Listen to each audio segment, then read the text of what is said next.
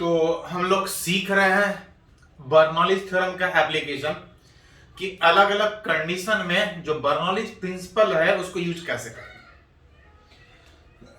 अभी तक हम लोग दो केस में सीखे, एक था पीटॉट ट्यूब, एक था वेंचुरीमीटर। इसी में एक और कंडीशन में अगर बात करें तो एक है सिफोन ट्यूब। बेसिकली अगर किसी टैंक में कोई लिक्विड है, अगर इसमें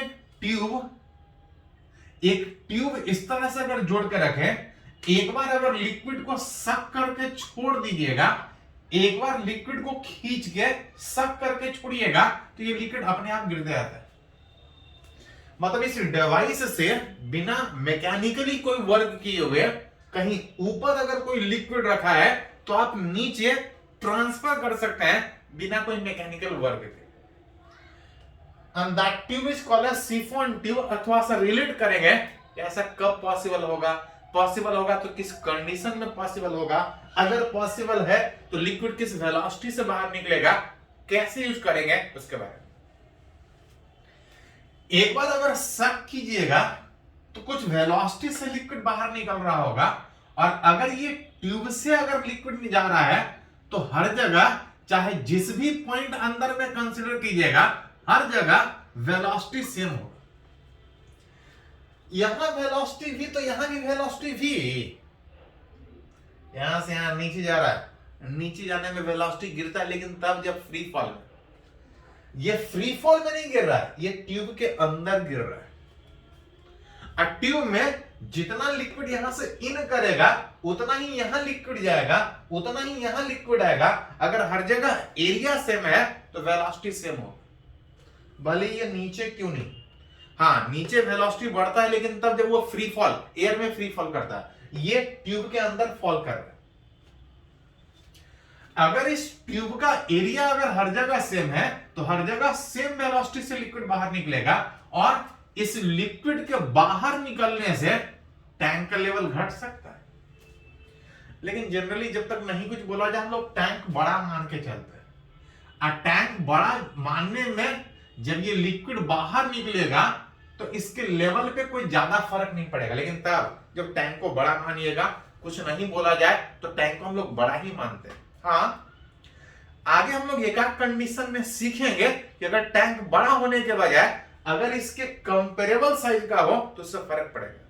क्या फर्क पड़ेगा जब कंपेरेबल सोचेंगे तो जनरली इसको हम लोग बड़ा मानते हैं। मतलब बोल सकते हैं कि यही वाला लिक्विड इस ट्यूब से होते हुए दूसरे, तीसरे, चौथे और पांचवें पॉइंट से बाहर निकल रहा है। और अगर ये सेम लिक्विड अगर डिफरेंट पॉइंट पे जा रहा है तो पढ़े हैं फ्रॉम बर्नौलीज थ्योरम कि लिक्विड एक जगह से दूसरे किसी भी जगह तक जाने में इस तीनों का सम हर हमेशा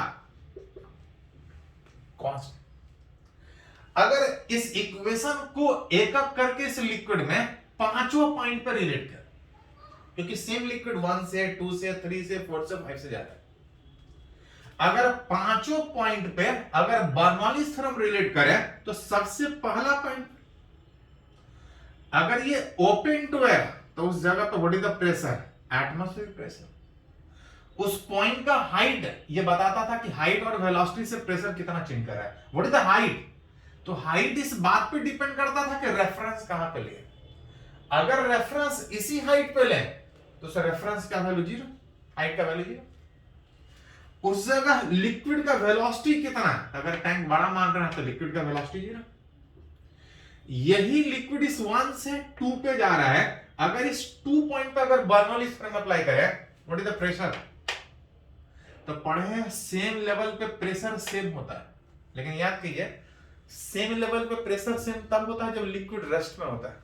यहां लिक्विड रेस्ट में है, यहां लिक्विड मोशन में है, हम नहीं बोल सकते हैं कि सेम लेवल पे प्रेशर सेम हो। कितना होगा तो निकाल लेंगे, मान लेते हैं उस जगह पे कुछ प्रेशर है, उस जगह पे हाइट कितना है, देखिए 0।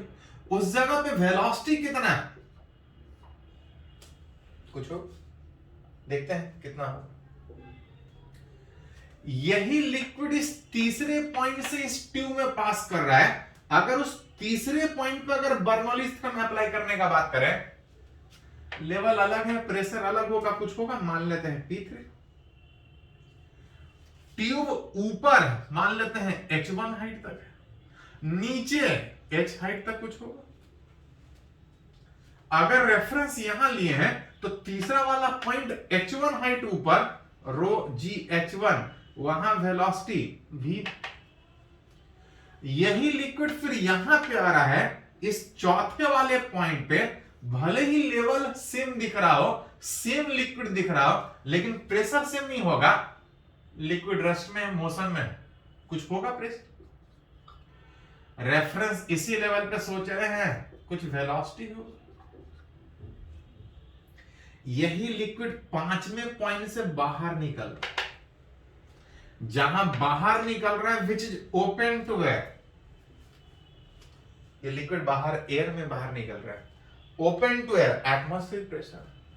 रेफरेंस इसको लिए है, रेफरेंस से हाइट माइनस में रो जी एच, इस जगह कुछ वेलोसिटी हाफ रो वी। एक एक करके बर्नौलीज थ्योरम पांचों पॉइंट पे रिलेट किया। जहां पे अगर रिलेट करें 2 और 4 से, तो आप देख सकते हैं फ्रॉम 2, 4 एंड 1। देखिए तो 2 और 4 से दिख रहा है कि 2 और 4 वाले पॉइंट पे प्रेशर सेम, और 2 और 4 पे प्रेशर कितना है, तो इसको इधर लेके आइएगा उस 1 वाले पॉइंट से, तो P0 minus half rho V. Level same लेकिन प्रेशर सेम नहीं, क्योंकि यहां पे रेस्ट में है, यहां पे मोशन में। जहां वेलोसिटी ज्यादा वहां प्रेशर कम होगा। यहां पे ज्यादा प्रेशर होगा इस 2 पॉइंट पे, इस 4 पॉइंट पे प्रेशर सेम होगा इस 2 और 4 पे, लेकिन 1 से कम। कितना एक एक करके रिलेट कर सकते हैं।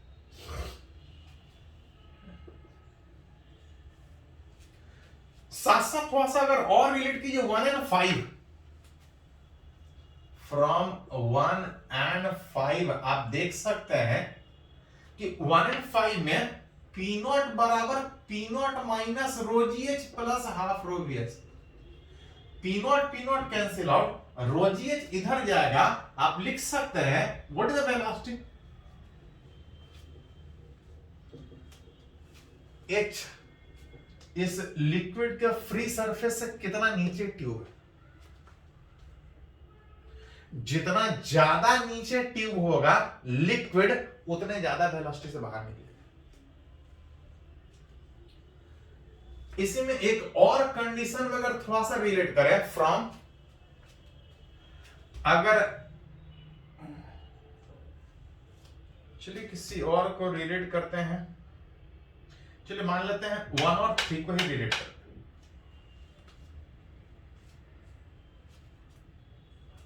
बाकी सारा वाला रिलेट हम लोग कर चुके हैं, 3 पॉइंट को रिलेट करते हैं। फ्रॉम 1 एंड 3 अगर गौर से आप देख सकते हैं 1 एंड 3, तो P0 बराबर P3 plus rho G H1 plus half rho V square. That is P3 is equal to P0 minus rho G square, rho G H1। ऐसा कीजिए इसको थोड़ा सा, 1 एंड 3 के बजाय 3 एंड 5 को रिलेट कीजिए। एक रिजल्ट रिलेट करना चाह रहे हैं फ्रॉम 3 एंड 5 रिलेट। 3 वाला में कंडीशन में था P3 plus rho G H1 plus half rho V square, और उस 5 पे था P0 माइनस रो जी H plus half rho V square. Half rho V square cancel out होगा, अब P3 बराबर आप लिख सकते हैं P0 माइनस रो जी एच प्लस रो जी एच। ये ट्यूब कुछ ऊपर, ये ट्यूब कुछ नीचे, जिसके कारण इस 3 पॉइंट पे जो प्रेशर है ये कुछ इस तरह से रिलेट हो रहा है। P3 बराबर P0 माइनस, अच्छा ये भी माइनस में आएगा। एक रिजल्ट है, क्या है आप देख सकते हैं, एज H इंक्रीजेज, H मतलब H1 ऊपर था, H नीचे था। H इंक्रीजेज मतलब ट्यूब उतना ज्यादा, ट्यूब जितना ज्यादा नीचे लेके जाइएगा, एज H इंक्रीजेज, जो V था विच इज V बराबर जो √2GH था वो इंक्रीज करेगा। मतलब ट्यूब को जितना ज्यादा एक्सटेंड कीजिएगा, जितना ज्यादा नीचे तक लेके जाइएगा, लिक्विड उतने ज्यादा वेलोसिटी से बाहर निकलेगा, मतलब उतना ज्यादा लिक्विड बाहर निकलेगा। लेकिन गड़बड़ क्या है कि एज H इंक्रीजेज, वेलोसिटी तो बढ़ रहा था, लेकिन इस H इंक्रीज करने के कारण P3 is equal to P0 minus rho GH minus rho GH1 which is decreases। जितना ज्यादा ट्यूब को बढ़ा रहे हैं लिक्विड उतना ज्यादा निकल रहा है, लेकिन 3 पॉइंट पे प्रेशर घट रहा है। अब किसी भी पॉइंट पे प्रेशर डिक्रीज टिल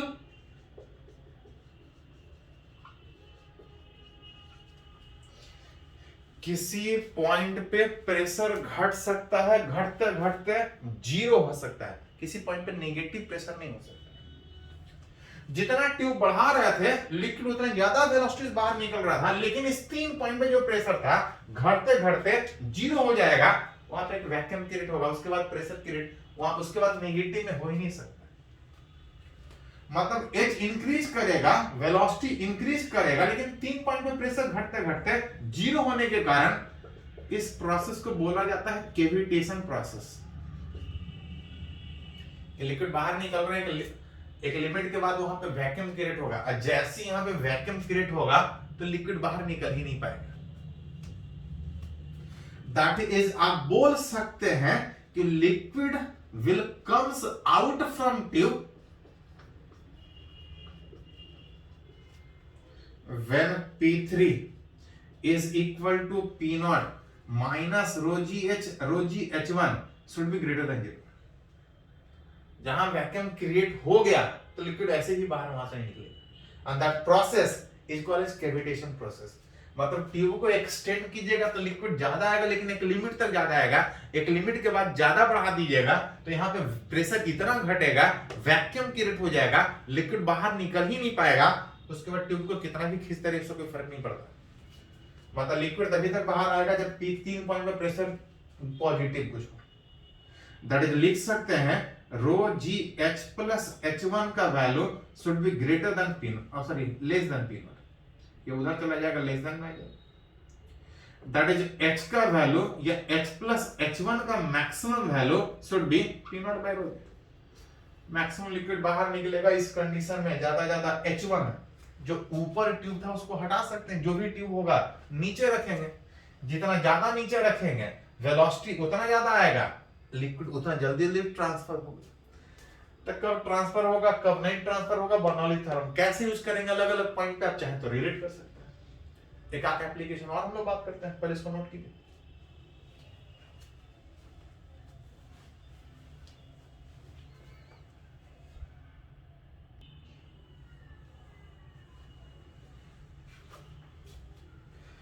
तुम लोग सीख रहे हैं कि जो बर्नौली थ्योरम रिलेट कर रहा था कि हाइट के चेंज करने से, वेलोसिटी के चेंज करने से प्रेशर कितना चेंज करेगा, उसको अलग अलग कंडीशन में कैसे यूज करें। उसी बर्नौली थ्योरम के प्रिंसिपल पे एक और यहां पे है, विच इज कोल्ड ड्रिंक कभी स्ट्रॉ पाइप से पिए होंगे, ट्यूब से। स्ट्रॉ से जब आप कोल्ड ड्रिंक पीते हैं तो आप क्या करते हैं, उस लिक्विड को खींचने का कोशिश करते हैं, सक करते हैं। उस सक करने के प्रोसेस में क्या होता है कि आप उसके टॉप एंड पे लो प्रेशर क्रिएट करते हैं, जिसके कारण इधर हाई प्रेशर होगा और हाई प्रेशर से लिक्विड अपने आप ऊपर चला जाएगा। सक करने के प्रोसेस में आप हवा को खींच के वहां पे उस स्ट्रॉ के टॉप एंड पे एक लो प्रेशर क्रिएट करने का कोशिश करते हैं कि लिक्विड हाई से लो प्रेशर में अपने आप मूव करे। तो कभी कभी क्वेश्चन पूछा जाता है उस तरह से कि अगर आपको स्ट्रॉ दे दिया जाए, अब बोला जाए कि 4 मंजिले मकान पे ऊपर आप नीचे पूरा टैंक लगा दिया जाए कोल्ड ड्रिंक का, अब बोले कि खींच के दिखाओ, तो क्या उस 4 मंजिले से आप कोल्ड ड्रिंक को खींच पाइएगा, या कहां से खींच पाइएगा, कब तक खींच पाइएगा, किस कंडीशन में खींच पाइएगा, कितना प्रेशर क्रिएट कर पाइएगा, उससे रिलेटेड हम लोग थोड़ा सा टर्म सीखना चाह रहे हैं।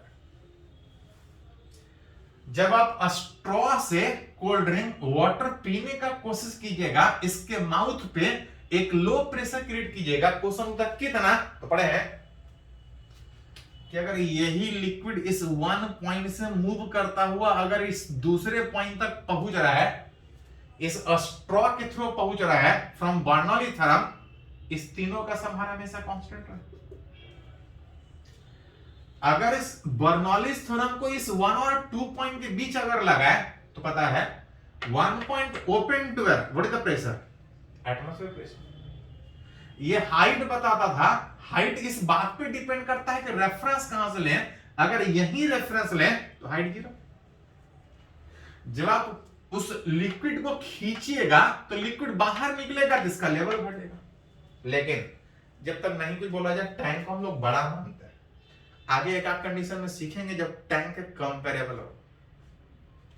जब आप लिक्विड को खींचिएगा, जनरल लिक्विड घटता है, लेकिन अगर उसको नेग्लिजिबल मान के चलें कि लिक्विड बहुत ज्यादा नीचे नहीं जा रहा है तो वेलोसिटी 0। यही लिक्विड इस पाइप ट्यूब होते हुए इस स्ट्रॉ के टॉप एंड तक पहुंच रहा है, उस पॉइंट पे हम कुछ प्रेशर क्रिएट करेंगे, एक लो प्रेशर क्रिएट करेंगे। कितना, उसी को रिलेट करना चाह रहे हैं। रेफरेंस है उस पॉइंट का हाइट, तो कुछ ट्यूब लंबा होगा, हाइट होगा एच हाइट। उस जगह कुछ वेलोसिटी से खींचने का बात कर रहे हैं। तब आप यहां पे देख सकते हैं दैट मीन्स कि उस टॉप एंड पे जो लो प्रेशर क्रिएट हो रहा है उस दूसरे पॉइंट पे, कितना लो प्रेशर क्रिएट होगा?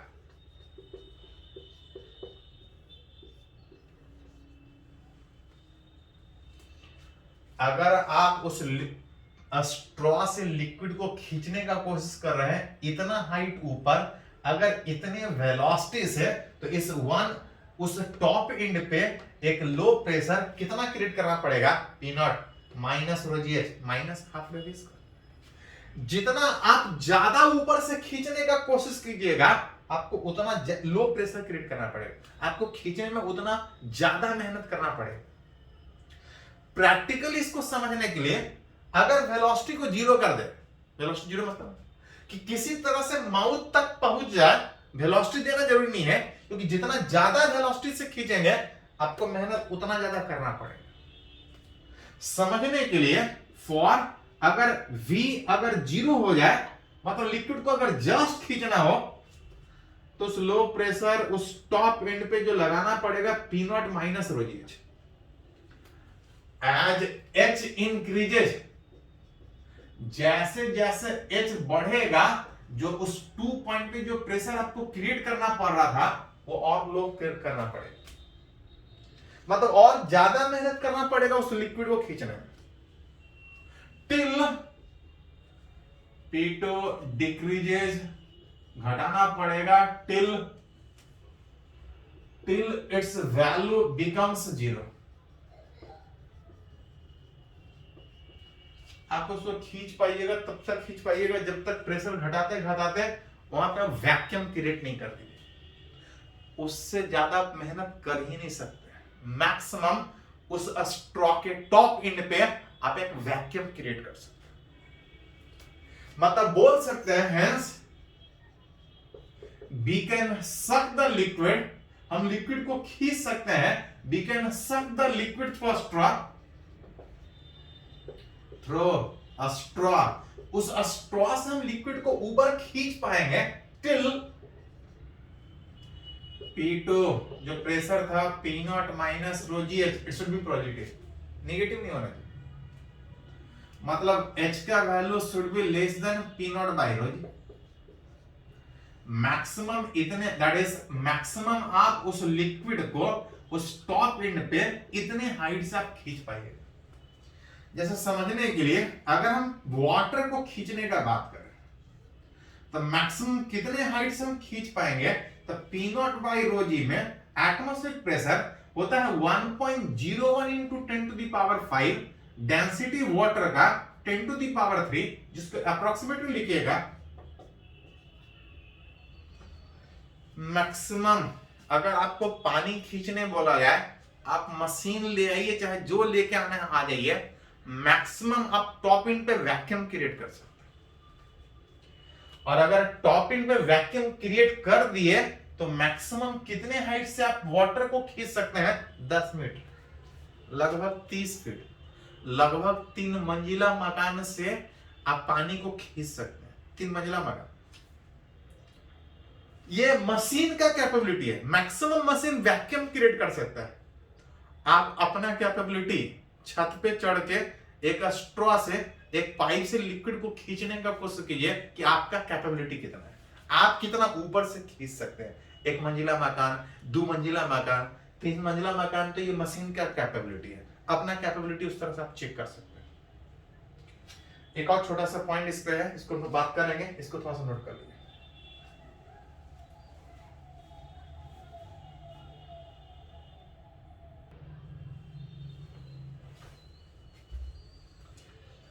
तुम लोग सीख रहे हैं बर्नौलीज थ्योरम का एप्लीकेशन। इसी में अगर और बात करें तो एक है एरोडायनेमिक लिफ्ट, है क्या?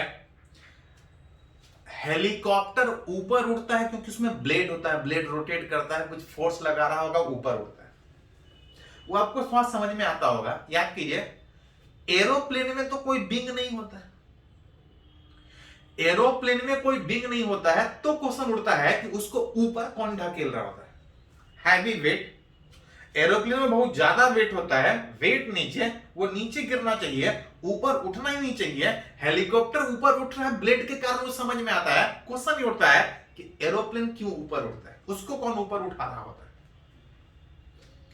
तो एक्चुअली एरोप्लेन में जो विंग होता है दोनों तरफ, वो सीधा होने के बजाय थोड़ा सा तिरछा, जरूरत के हिसाब से उसको एडजस्ट किया जाता है, थोड़ा तिरछा डिजाइन करके रखते हैं। जब आप एरोप्लेन को तिरछा डिजाइन करके रखिएगा, जब ये आगे बढ़ेगा तो नीचे वाला एयर सीधा पास करता है, लेकिन ऊपर वाला एयर तो सीधा पास करता ही करता है। अब इतने वाले पोर्शन से जो एयर निकल के आ रहा है वो भी ऊपर से ही जाता है।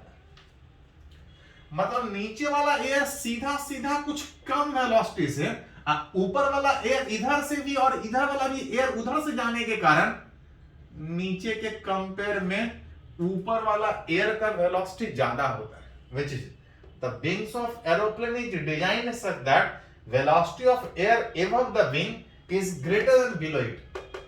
नीचे कम वेलोसिटी से एयर मूव करेगा और ऊपर ज्यादा वेलोसिटी से। और अगर इस 1 और 2 पॉइंट के बीच अगर बर्नौलीज थ्योरम रिलेट करें, 1 पॉइंट पे प्रेशर, तो दोनों ओपन टू एयर, कुछ प्रेशर होगा। रेफरेंस से हाइट, अगर रेफरेंस यहीं लेते, नीचे velocity half rho V S. ध्यान दे थोड़ा सा, एक पॉइंट यहां पे कि दोनों ओपन टू एयर है लेकिन प्रेशर सेम नहीं होगा। दोनों पे प्रेशर सेम होता तब जब दोनों पे एयर रेस्ट में होता। यहां पे एयर कुछ और वेलोसिटी से, यहां पे एयर कुछ और वेलोसिटी से, यहां पे कुछ और प्रेशर, इधर कुछ और प्रेशर। यहां पे रेफरेंस लिए हैं, विंग्स कुछ ऊपर होगा, लेकिन एक्चुअली विंग्स बहुत ज्यादा ऊपर नहीं होता है, जिसके कारण हाइट वाला फैक्टर यहां पे 0 ले रहे हैं। क्योंकि विंग्स के हाइट के कारण जो आएगा रो GH.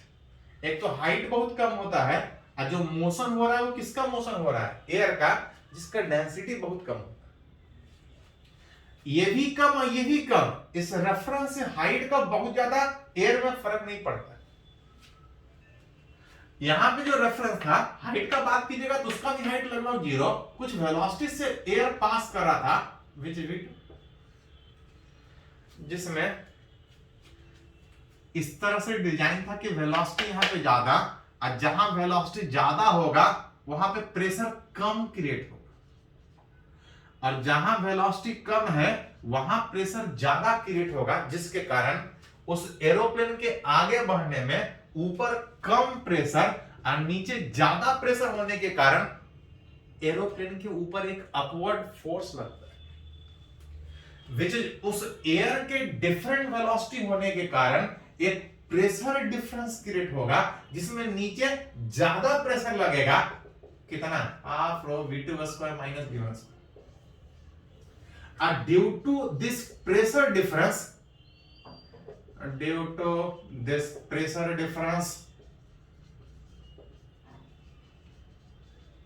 there is an upward force called as aerodynamic lift. Aerodynamic, air के डायनेमिक मोशन के कारण एक ऊपर की ओर फोर्स लगेगा, एरोडायनेमिक लिफ्ट। F बराबर pressure difference into area. Pressure difference आ रहा था half rho v2 square minus v1 square into depend करेगा कितना एरिया उस एरोप्लेन का है, एक अपवर्ड फोर्स लगेगा जिसके कारण एरोप्लेन आगे तो जाएगा ही जाएगा, नेट एक अपवर्ड फोर्स के कारण वेट को बैलेंस करते हुए हवा में ऊपर लिफ्ट कर पाएगा। आंधी तूफान में सुनते होंगे कि करकट वाला घर में करकट छत उड़ जाता है, वहां भी यही प्रोसेस होता है। आपका रूम पैक है, अंदर वाला एयर रेस्ट में, अब बाहर आंधी तूफान के कारण एयर फुल फ्लो, ऊपर वेलोसिटी ज्यादा नीचे वेलोसिटी कम, ऊपर वेलोसिटी ज्यादा मतलब कम प्रेशर, आपके रूम के अंदर का प्रेशर ज्यादा होता है। आंधी तूफान में घर के अंदर का हवा रेस्ट में होने के कारण प्रेशर ज्यादा, तो आंधी तूफान में बाहर वाला हवा इसको नहीं खींचता, घर के अंदर वाला हवा इसको ढकेलता, एक अपवर्ड फोर्स लगा है। इसलिए बोला जाता है कि जब आंधी तूफान आए करकट उड़ने वाला हो तो घर का खिड़की खोल दीजिए कि ऊपर भी हवा उसी वेलोसिटी से मूव करे, नीचे भी उसी वेलोसिटी से, कि कोई ऊपर की ओर फोर्स ना लगे, अब वो छत उड़ ना पाए।